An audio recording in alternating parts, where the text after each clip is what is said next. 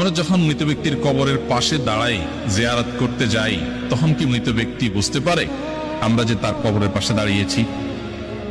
আমরা যখন কোন মৃত ব্যক্তির কবরের পাশে দাঁড়াই, জিয়ারত করতে যাই, সালাম পেশ করি, তখন তারা সেটা টের পান।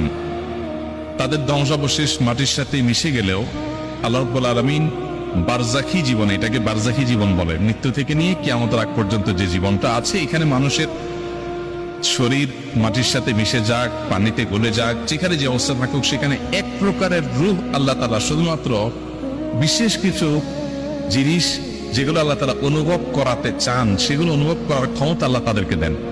এর ভিতরে একটা হলো এটা যে কোনো ব্যক্তি তার কবর জিয়ারত করতে গেলে, কে আসলো জিয়ারত করতে, সেটা তিনি টের পান।